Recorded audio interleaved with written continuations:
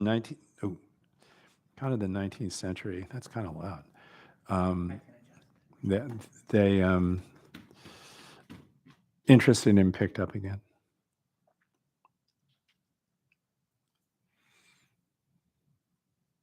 Everybody kind of thought he was too complicated or something, but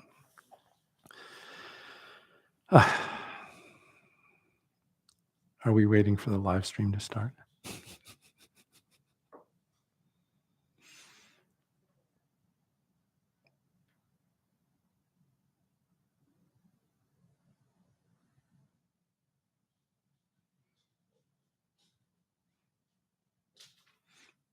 Is it rolling? It is. Nice. Is the live stream on?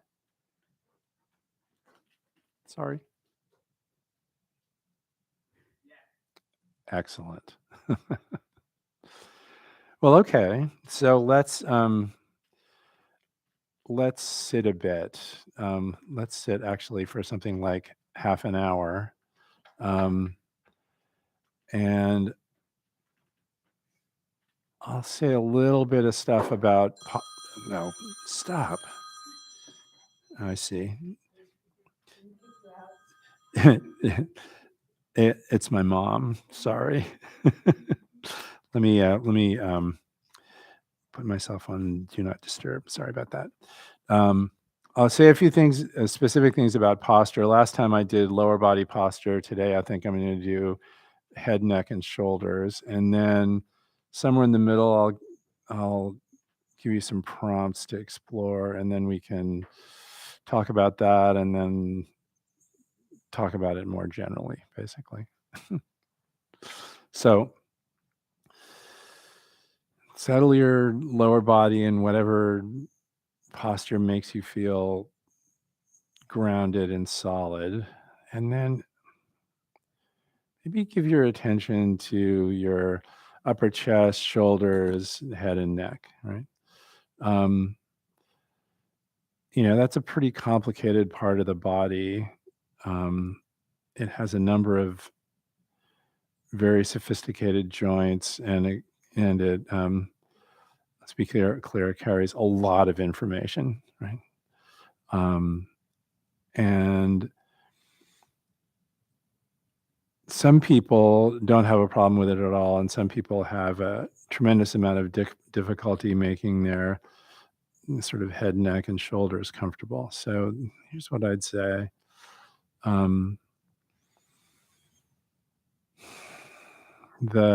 To start with, it's good to think about a place on the top of your head, maybe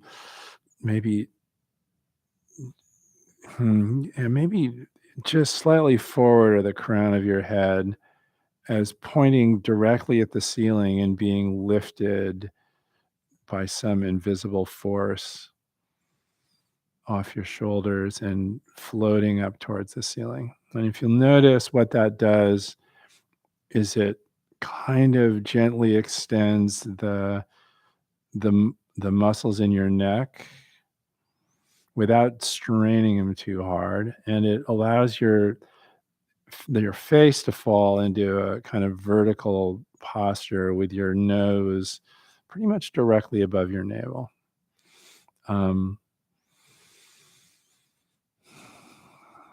can also think of your head as both floating towards the ceiling and maybe floating back.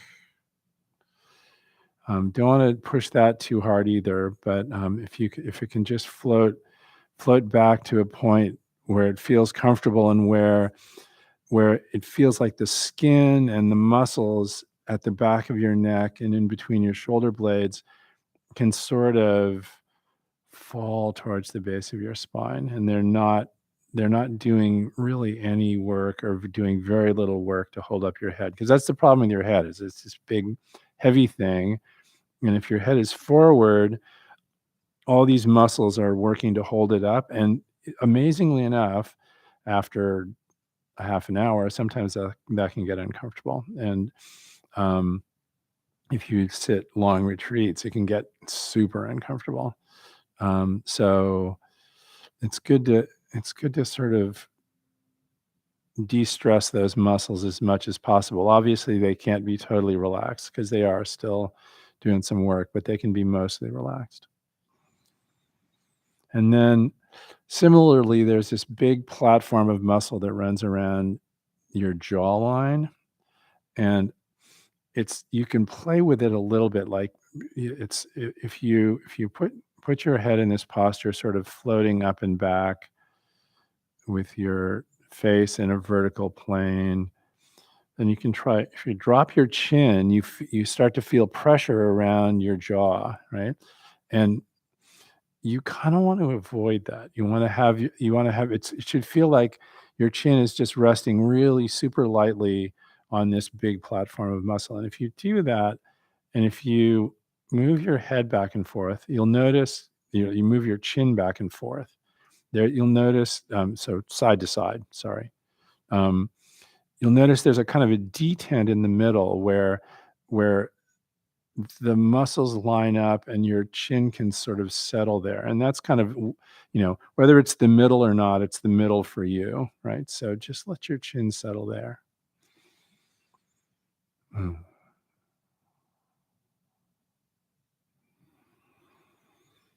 And then to bring in the breath,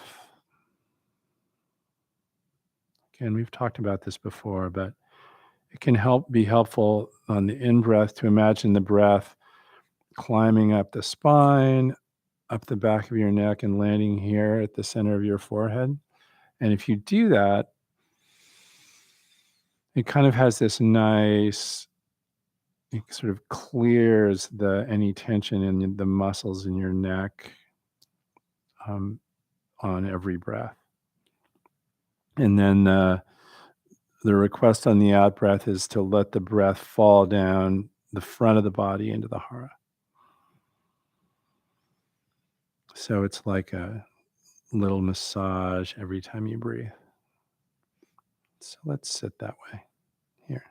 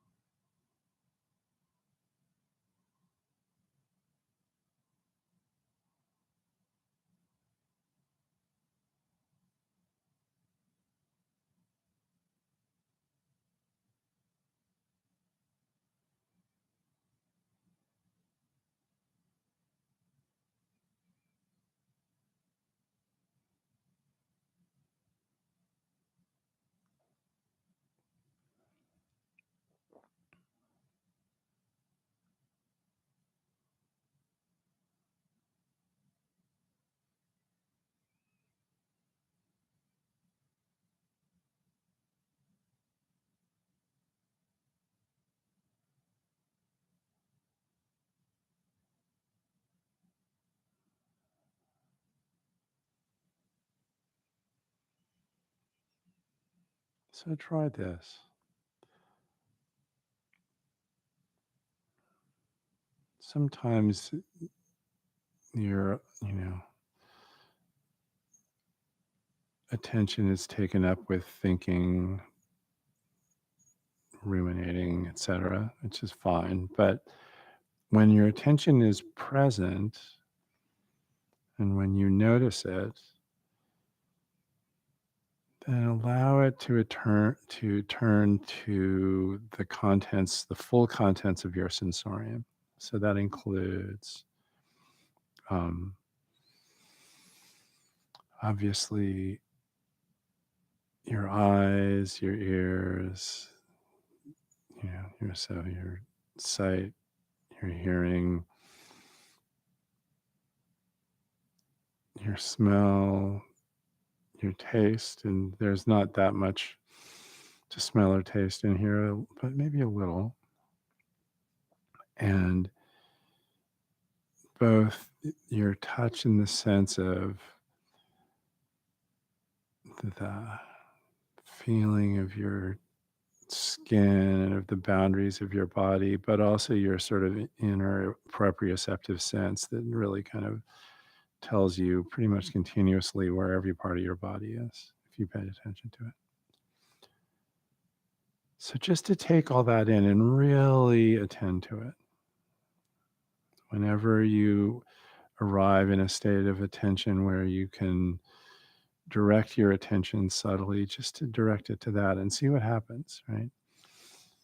You'll notice you can't take everything in all at once. That doesn't turn out to be true most of the time. But you'll notice the way the attention turns in this really natural, unforced way between sensations that arrive in the various sensory modalities, right? Notice that. And notice what happens when a sensation arises into the realm of perception.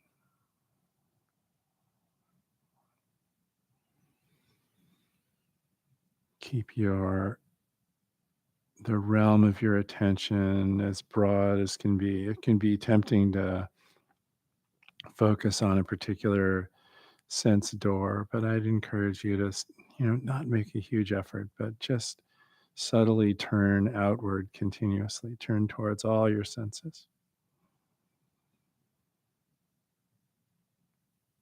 And watch what happens. Watch how that fiddles with the usual notion we have of the sort of centrality of the self and of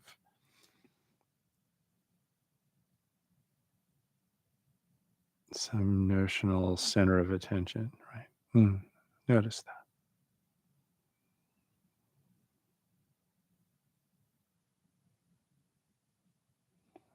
And when you discover that you've been tangled up in thinking again, it's okay. Don't worry about it. Just turn out again, turn towards the experience as completely as possible.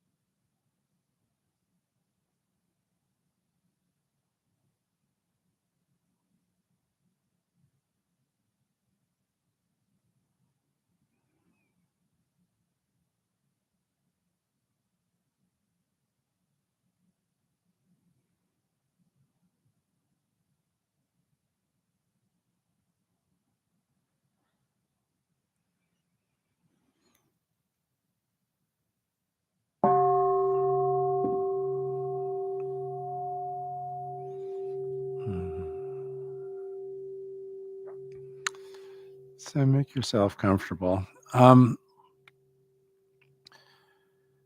So before we move on, any questions, comments about the sitting, about posture, about the mental engagement stuff that I was pointing out in the middle? Any experiences back? Yeah, go ahead. Of course.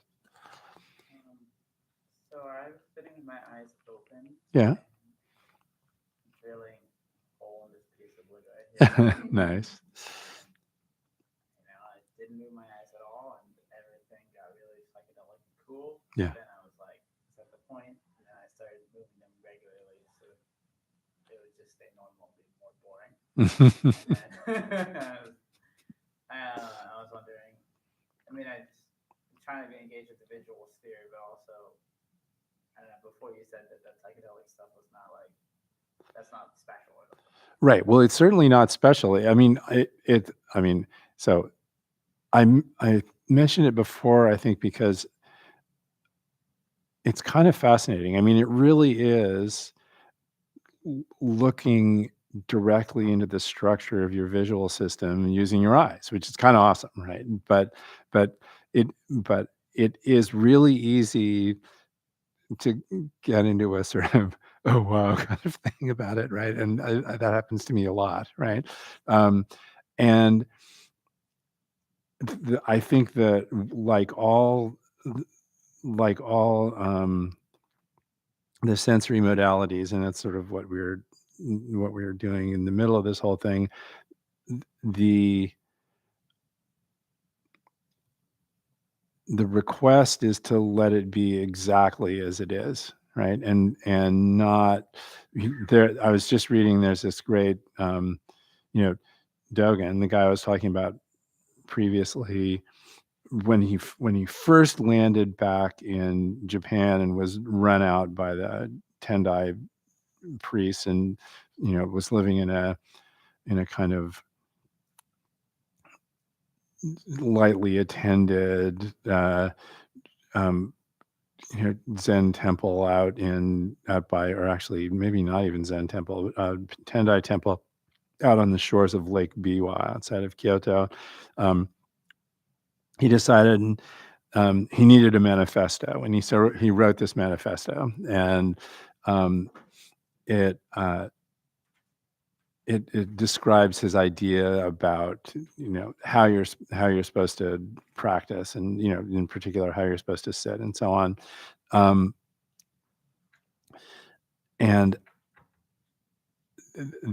then later, when he was established in this monastery that I was talking about, he wrote another one, which talks in a little bit more detail about about mental engagement. And he basically says, don't ignore or belittle, neither, or make a big deal out of the contents of your sensorium, right? So he says, don't ignore or make a big deal out of what you see. Don't ignore or make a big deal out of what you hear, et cetera, et cetera. It's just to just be present with it, and not have it spin up some kind of story. And that's an ideal. Uh, Inevitably, that's the funny thing, is that when something happens in your sensory reality, you have thoughts about it, right? And so to notice those thoughts and to let them be just as they are as well, right?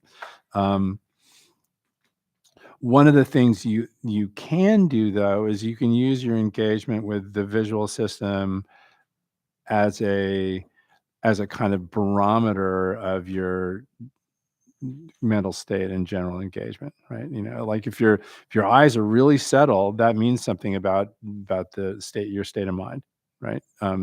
If your eyes are saccading around and taking in the room and all that rest of that sort of thing, that also means something about the state of your mind. And it's worth noticing those things, again, without struggling with them or making a big deal out of it. So anyway, does that help? Or I was wondering, yeah, more specifically, Should I Yeah. move my eyes? Or should I just not? Well, should you intentionally move your eyes around in order to make your vision look more normal?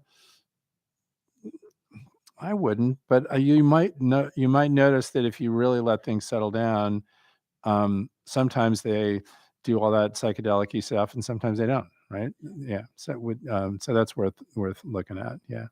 Yeah. Go ahead. I was wondering, related also to attending to sensorium, whether it's best to practice somewhere very quiet with minimal sensory stimuli or somewhere more loud. I've often wondered this. We practice in this quiet room without too many scents. Yeah. Does it make sense to practice in different scenarios? Well, I mean, yes, and you know, I mean,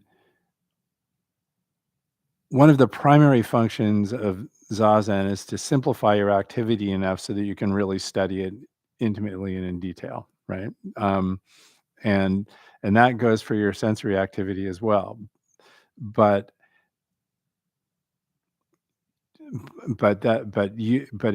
it's both possible and kind of worthwhile to ratchet up the stimulation and see how it goes. Like we for God, I don't know, 7 years. Yeah, something like 7 years. This other monk and I went out sometimes with other people, sometimes not, and sat Monday lunch hour on the Embarcadero right under the Cupid's span thing. And we saw, a dog on a skateboard. In fact, he showed up a lot. Like this dog, he would actually stand on the skateboard and push with one foot, which is really great. And his his pet human would, stand over here and say encouraging things, and he would skate over that way, and then the human would grab the skateboard and throw it, and he would chase it down and skate it the other way and stuff like that. And we saw, a drone club flying their drones around, and we heard the traffic and car accidents and everything else on the bridge and all the rest of that sort of thing. And it was marvelous, right? It's okay. It doesn't have to be quiet, but it's worth noticing that when something like some thought comes up, like the dog on a skateboard, there's really a story there. Whereas if it's just the sound of the heater, you're not telling much of a story about it, right? Does that make sense? Or I mean, it really all when I used to sit at or even live at San Francisco Zen Center in the city, their Zendo is right down. It's just above street level on Laguna Street, basically at the corner of Lily Alley, and there's a lot of activity. And particularly there was a time in the mid '90s where everybody had a car alarm on their car, and their alarms were going off all the time. And the best one was that there's this one car, and this was true for years, that would park somewhere on that block, and it had one of those car alarms that when you came close to the car, it would speak to you. It'd say, "Step away from the car." and, so you'd be sitting, and all of a sudden this car would say, "Step away from the car," and you'd hear this like titter go around the Zen. So, it's it that really is life happening, right? And so to be present with life happening is great. But this is kind of what I'm going to talk about after this. It also has some pitfalls, right? So anyway, something like that.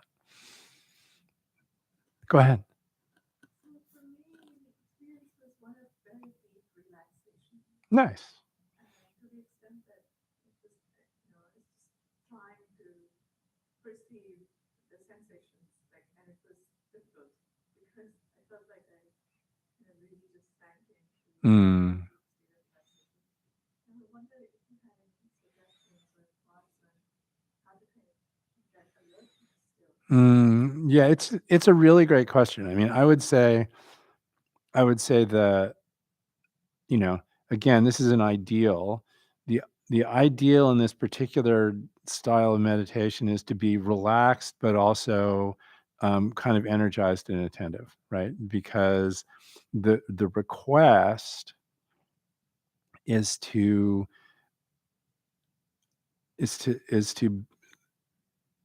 enact being a direct participant in the interdependent co-arising of all being, right?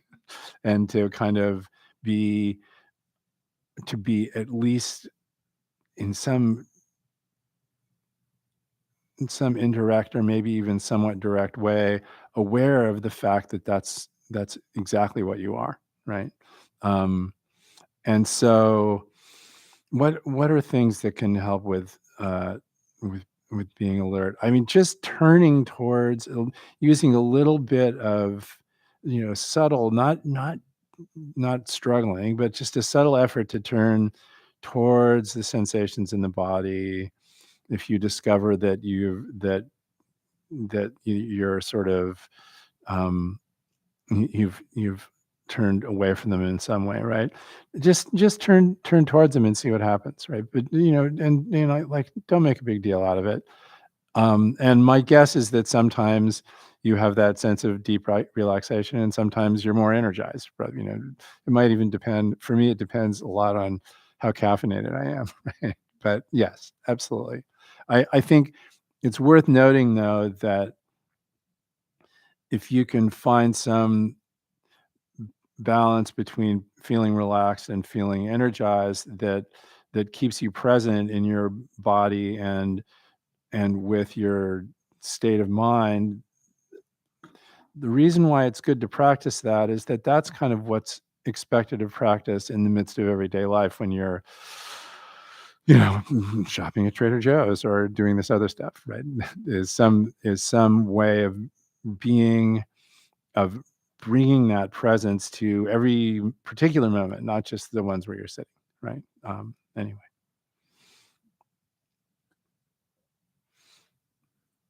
Anyone else? Yeah, go ahead. So I do a lot of jhana practice. Yeah, nice. There was 6 or 7 times when the opportunity to enter a jhana sort of opened up, and then I was just like, I don't know, looking at senses, not feeling switched, looking at how great I'm feeling right now. Yeah. And so I didn't go into any jhanas. But I was wondering, what is it a part of Zen, the jhana? Well, it's not officially a part of the, like, it's not in the, in Dogen's instructions for Zazen or something like that. But I know a lot of people that that use that sort of rubric or scheme in the context of their meditative practice, and it's completely great, right? So I wouldn't worry about it at all. I think it's really good, right? And there's a bunch of people, particularly this one guy who, unfortunately, he and his wife are moving to Santa Cruz and aren't going to be hanging around San Francisco Zen Center anymore, which is really a shame. But he essentially he's been really digging into he's done all this stuff at Zen Center, and he's been digging into the sort of insight. They have a sort of teacher training program at Spirit Rock and stuff like that. He's been digging into that, and he definitely balances the jhana practice against zazen and so on, and it's fine, right? It's okay. It's another. I think my experience with talking to Zen practitioners is that everyone has a kind of practice idiolect that they develop, right? And a set of techniques that matches their particular style. For years, I snipped a like short bit out of a commentary in the Blue Cliff Record, and I would do this thing where on the out breath I would say, let go, and on the in breath I would say, trust completely, or subvocalize, or just enact, let go and trust completely. And it worked great, and it worked great for a really long time, actually, right? So people develop that sort of thing, and if you can use a schema like the jhanas, great, wonderful, right? Yeah. So related to what you were asking, I thought I'd talk about another koan. Last time I talked about case 42 of the Book of Serenity, and this time I thought I'd talk about case 43 because it has because it comes right after it, and also it has a kind of good and it's a decent relationship with what we just did sitting, right? So the story is Luoshan asked this guy named Yanto, who's a really super famous and very complicated Tang Dynasty Zen guy. So when things are just arising and being extinguished all the time, what's up with that, basically? And if you look at the text, the words they're using really are arise and extinguish. It's like they're arising or coming into being or something like that. And then the character that they use for extinguish really just means putting out a fire, right? So, and Yanto yells really loud, "Rah!" And then he says, "Who's arising and extinguishing is it?" um,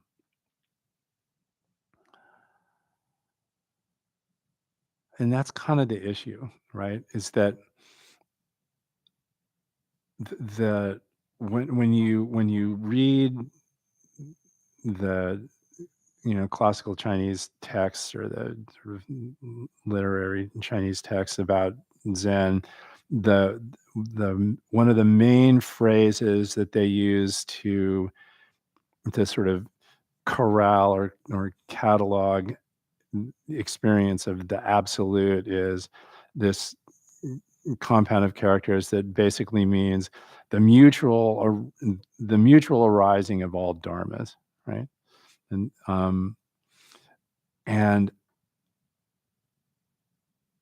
and when you think about that, or of all being, basically, although the term the actual word they use is dharma, so things, beings, right? Being. And when you think about that, we're all direct, unequivocally direct participants in the mutual arising of all being, and that's just how it is, right? And we're not necessarily thinking of ourselves in that way all the time, but that has some interesting consequences. Like one of the basic principles of Mahayana Buddhism is that because the arising of all being is mutual, which is to say everything is entangled with everything else, you really can't draw any boundaries anywhere, right? They're you can draw all the ones you want, but they don't really mean all that much, right? They don't have any, the boundaries that you draw, the categories that you develop by drawing those boundaries are only provisional and have no essential nature. They're essential. Well, the word that Nagarjuna used to catalog that is they're empty, basically, right? And so interestingly, what that means is that's true for us too, and that's what the primary, or at least the most popular text in the Mahayana canon is the Heart Sutra. It says, you don't have any eyes, any ears, any nose, any tongue. You don't really have a body. You don't really have a mind. There are no realms of sensory experience. And then it goes on to dismantle all the sort of philosophical principles of Buddhism, and it kind of goes on down the line and just takes it all apart, right? Exactly because the arising of all being is mutual and interconnected, right? Which is a principle that dates back to the earliest Buddhist literature we know about, basically. So, So that means it's neither ours nor anyone else's. It's neither just coming into being now or continuing from the past. It's not the future, and it's not even the present, right?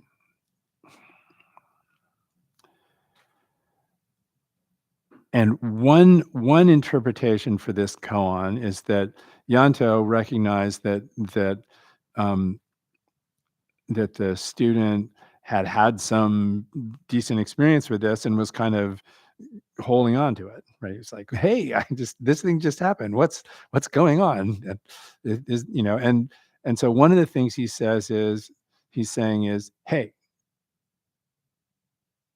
be careful with that, right? Don't try and claim it, right? It's just what it is. It's just the mutual co-arising of all being, right? But he also says, whose is it, right? And that's exactly where people get into trouble. Is anybody familiar with G. Spencer Brown? You ever run across G. Spencer Brown? He's this kind of polymath mathematician, but he also was a psychiatrist and a student of R.D. Laing, and he wrote poetry and so on and so forth. And he wrote that his primary book is this really thin little book called The Laws of Form. And it's basically a reconstruction of kind of Boolean algebra or the predicate calculus or something like that, based on the idea that you can derive all the relationships, that you can derive a system for making and evaluating claims about the world, just pulled up out of the principle of a distinction. He has this idea of the first distinction, which he doesn't define in the text because it's mainly a mathematical text, but from a philosophical perspective, he clearly intends it to be the distinction between you and me, or the self and the world, right? And once you've drawn that distinction, his claim is that you can build a whole world out of it, right? And that's what we all do. We essentially start sometime in our life by going, oh wow, I am not the world, right?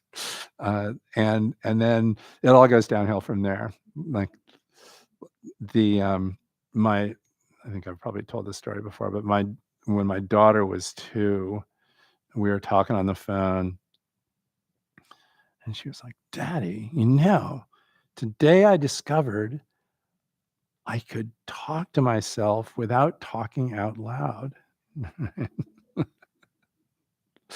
and I was like, great. But in any case, I mean, that comes, by that time she'd already developed a self, right? But that thing of realizing that you can narrate yourself without having to bother anybody with it is one of the critical stages of that whole process, right? Of starting in to build up a world out of the first distinction, right? And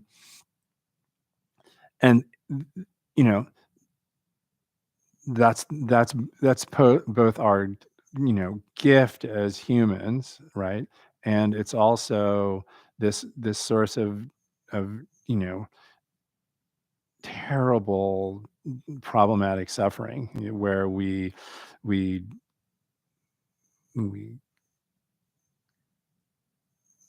separate out a self, we attach all sorts of value to that self and to the conclusions that self draws, and the world that we build out of the distinctions that we draw, and so on.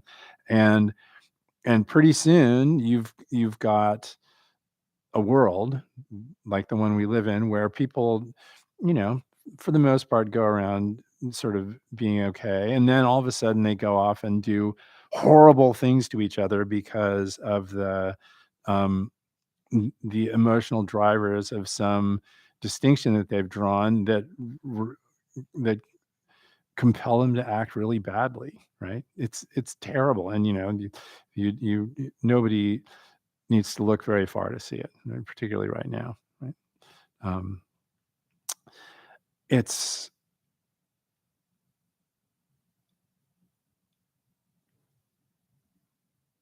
it's kind of the problem with being human, right? There are a lot of great things about being human, but that's the problem, is that particular way in which the requirement that we develop a separate self and a notion of a separate self and animate it in the world um, leads to greed, hatred, and delusion, right? And since we can't really live as humans without developing that sense of a separate self, we're kind of stuck figuring out how to live more skillfully with the greed, hatred, and delusion that produces. Right? That's the the problem that we work on in practice. Right? When when greed, hate, and delusion arise, to hold them in a way that doesn't assume we have to act them out, and that shows us more than anything else our um you know our humanity and the sort of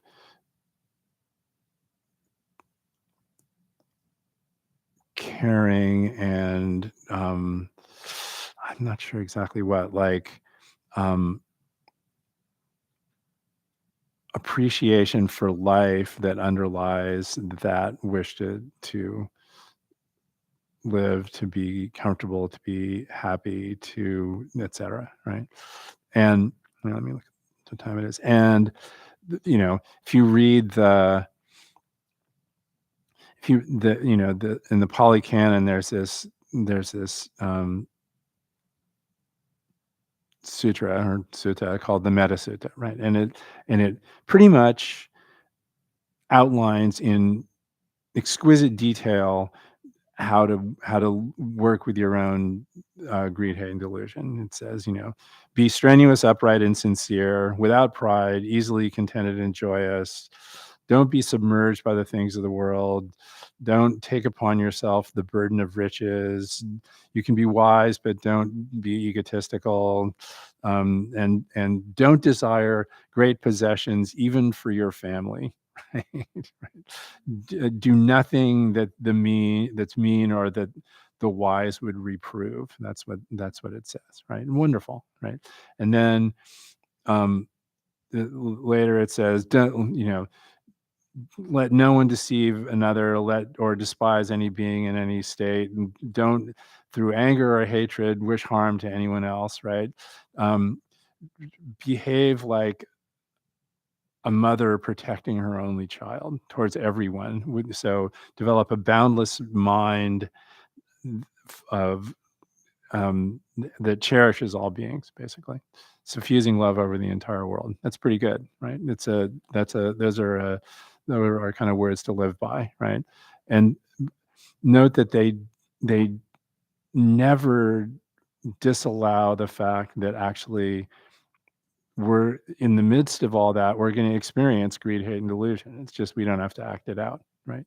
Even act it out internally, but certainly not act it out externally, right? Um, and that's a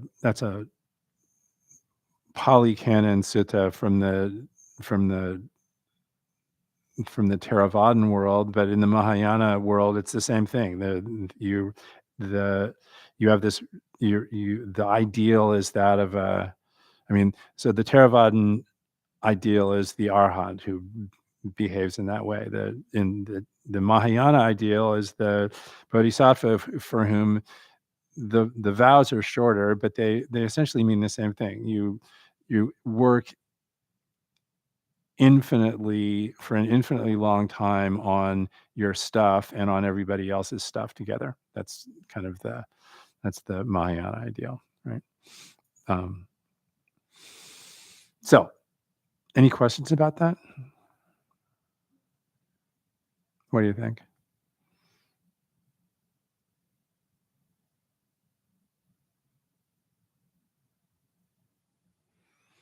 Well, if I were to ask you, any or all of you, so when it's just things are just being arising and being extinguished all the time, what's going on there? What would you say? Nice. That's a good answer, actually. Anyone else?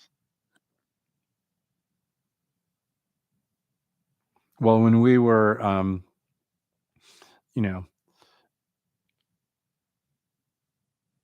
attending to the contents of our sensorium, did anything in particular happen with that? Did what, so you said your mode was relaxation. What, anyone else have a take on what that subtle effort produces in you? Those for me, I did see kind of cycle a bit, I kind of noticed different things. Yeah. I thought that was interesting. Yeah. I mean, yeah. So, yeah, I mean, two parts about that. One is that we have this sort of medium length cycle of attention where we alternate between rumination and present awareness, right? And then, but also, even in the mode of kind of present awareness, there's this thing that happens where a sensation arises that has enough juice to arise into your perception, and it typically it comes up. There's a little bit of sort of cataloging and recognizing, and then it goes away, right? And then another one arises, or a thought will come up and have the same kind of trajectory, basically. And it's like when you're in that mode where you're really turning towards your whole sensory picture, it's like just picking up sensations and putting them down, picking up sensations and putting them down, basically. Yeah. Yeah. I think that's true for everybody, which is kind of cool, actually. At least when people talk about it, it seems like it's true for everybody. Yeah. Yeah. Yeah. Yeah.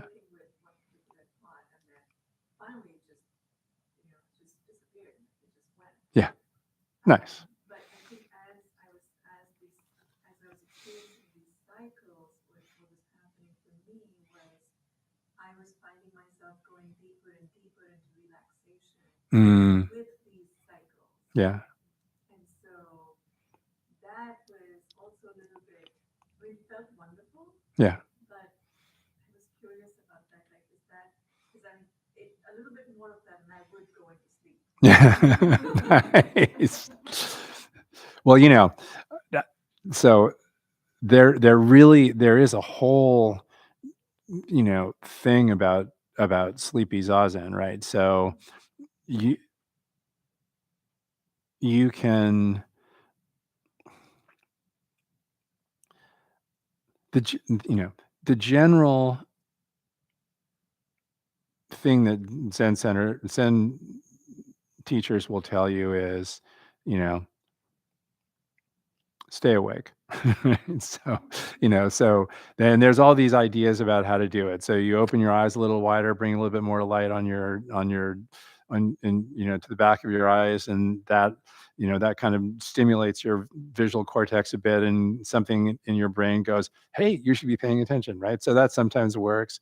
You can also be a little bit more deliberate about your breath, take in more breath, and be a little bit more deliberate about letting it fall out of the body into the hara, just sort of doing a little bit more, sort of being a little bit more yogic with your breathing. Sometimes that works, but sometimes none of that works, and the mind gets more and more kind of fuzzy until it's like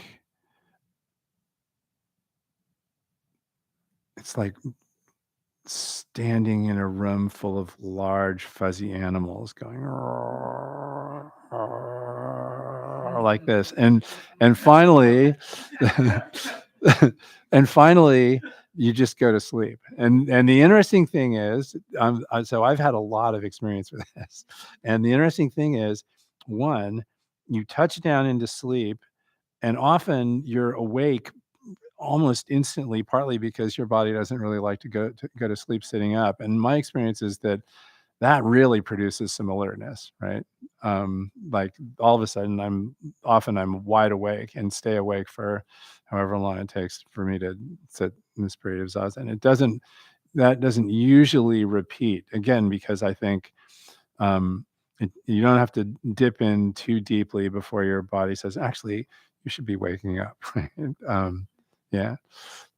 But yeah, it is really great. Well, have I talked before about where that image about the fuzzy animals comes from? No, okay. There's this incredibly funny book. It might be the funniest book ever written in English, called Cold Comfort Farm, and it was written by this woman in the 1920s in the UK. Her name is Stella Gibbons, and it is screamingly funny and really meta, right? It's great. It's really a great book. I completely recommend it. But in principle, it's about this young modern woman who moves to I think Sussex to live with her family after her parents die, and all these shenanigans ensue. But and finally, you meet the woman that lives upstairs in the farm that she's living on, and that runs the entire show, right? She just runs everything, and nobody talks about her, and hardly nobody even goes to talk to her, but she completely runs everything. And at one point you get a view into her mind, right? And the author describes her mind as being like a room full of yaks. Right? So you can imagine like a kind of room, a little bit smaller than this, with like 15 yaks in it, all going like, and so it was like that, right? It's called Cold Comfort Farm. They made a movie out of it about 10, 12 years ago with Kate Beckinsale, and the movie is kind of funny, but the book is really good. So, yeah. The farm has a bull called Big Business. And yeah, I know, it's awesome in every possible way. Mm. So anything else?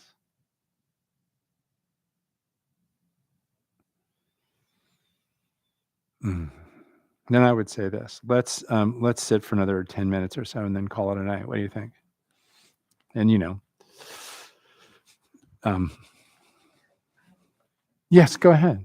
Is there a certain point when you get zazen, or Well, no, it's a really good question. I mean, I don't get it. I think what happens is that it's kind of a process of stepwise refinement, right? Like you go on for a while, and then something shifts, and it makes more sense to you, and then you go on for a while, and something shifts, and it makes more sense to you. And I would say that for me now, zazen is mostly comfortable and allows for this sort of mix of attention and relaxation that's workable and sustainable. And mostly what I notice is that the mind that arises in Zazen has leaked into the rest of my life now, so I just carry it around with me all the time, right? Is that getting it? I'm not sure if that's getting it, but it's certainly beneficial. Let's put it that way. And then the other thing is that I've discovered that I'm way more open to and likely to experience things that just totally blow the top off my head, basically. But it's just being turned inside out by listening to birds or that sort of thing, right? Uh, Seeing weird juxtapositions of events and being struck by them in a way that I would have just completely ignored at other points in my life. So all of that, right? And then also genuinely like hallucinating more than I expected to do by the time I got to this point in life too. So yeah. So all of that, right? But it's a lifetime process. It's not anything as far as I can tell that you arrive at. Does that make sense?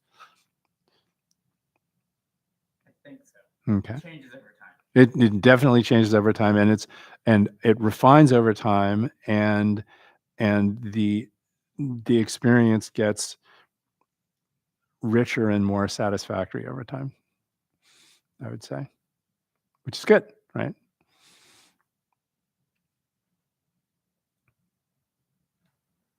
So let's do some more.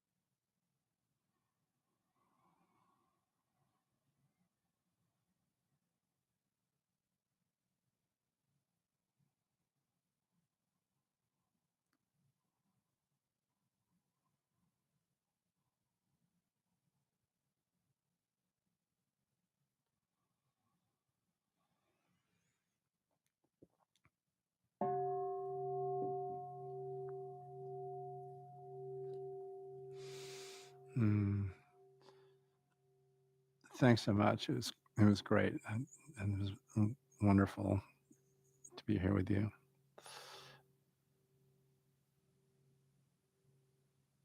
So maybe we should go have some tea or something. What do you think?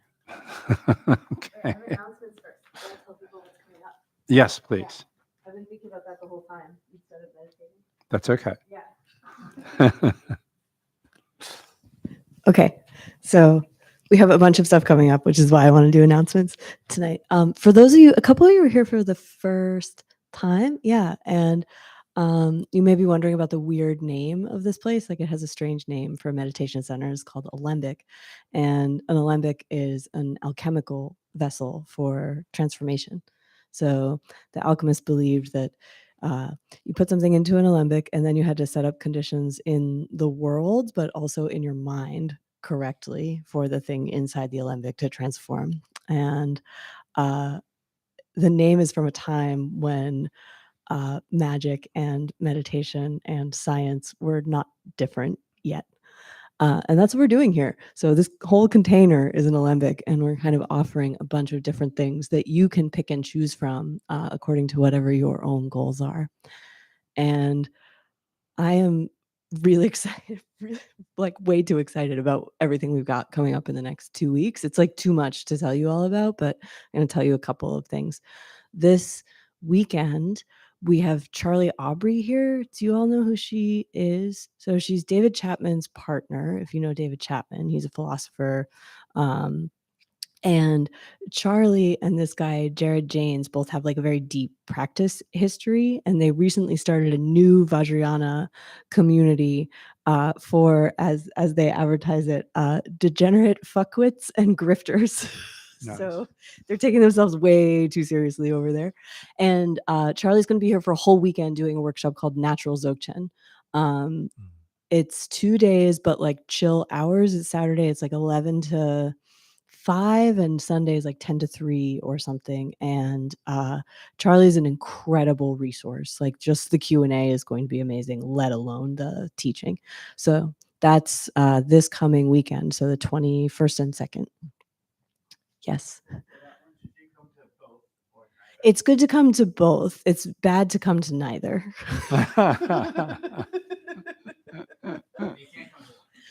We're doing it as a full weekend, but if you come to Sunday's going to have movement and Saturday is not.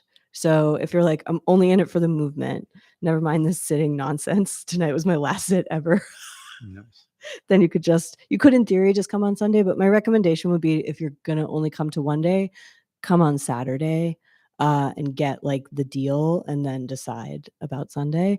But I have a feeling you'll want to come to both days. And then only twice a year we do this thing. This is the following weekend. This will be the 28th. We do one on Halloween and then one about 6 months later, where we do like a 2-hour guided, really gnarly death meditation. Like, not for the faint of heart. I'm not saying that as like, woo, it's like really like, don't come if you're like grieving or like in a thing. But if you feel resourced and you're ready to like meditate on death for 2 hours. We do that on the Saturday night before Halloween every year. And this year we're turning it into a whole day. So we're doing a death cafe at 11 a.m., which is just like have tea, talk about death. And then Christina Lazar, who did the big green Tara that's in the lobby, if you haven't seen that, check it out, is going to do an art integration preparation event in the afternoon. And then we have Rosa Lewis and David Lassiter here doing a thing on embodying Kali from 3 to 5. That, I believe, if it's not sold out, there's only one ticket left. So that one, going like hotcakes, that one. Everyone wants to embody Kali. And then Death Sangha is 7 to 9. And in the interim, we have people doing corpse makeup. So you can get corpse makeup done. So that's on the 28th. And the night before that, we have a priest here who also has like training in Tibetan systems of death and dying. And he's going to do a lecture on like comparing and contrasting Christian and Tibetan views of death with a Q&A, which again, the Q&A is going to be like worth showing up for, let alone the lecture. So that's just a couple things. We also have like a gong bath coming up. We have a Sufi dance thing. We have a writing workshop on Thursday. We have meditation most nights of the week. So if you have questions about this place, you can talk to me. And if you're not on the mailing list, you're making a horrible life choice, and you should get on the mailing list. It's good. Sasha Chapin writes the newsletter. If you don't know who he is, he's a great writer, and it's worth it just for the little paragraph he writes at the top of it every week. Okay, that's almost everything I have to say. The other thing I'll say is thank you all for donating. I know everybody here did. Alembic's a nonprofit, and Zachary is very kindly donating his portion of his teacher dana back into Alembic to keep the lights on and the rent paid and everything. So I really appreciate your donation. Okay, see you out there for tea. Yeah. And just to add on to the Halloween themed thing, I'm not here, but I'm giving a talk at San Francisco Zen Center, the city center, on Halloween, and I'm thinking I want to wear a Cthulhu mask. So does anybody know where I can get a Cthulhu mask by Halloween? Maybe, I don't know. I'll poke around, but yeah, right. No, there are some pretty good ones online, I thought. Yeah, so that's the right thing. Yeah, I know. Rar. Yeah, but I'll have to learn some Lovecraftian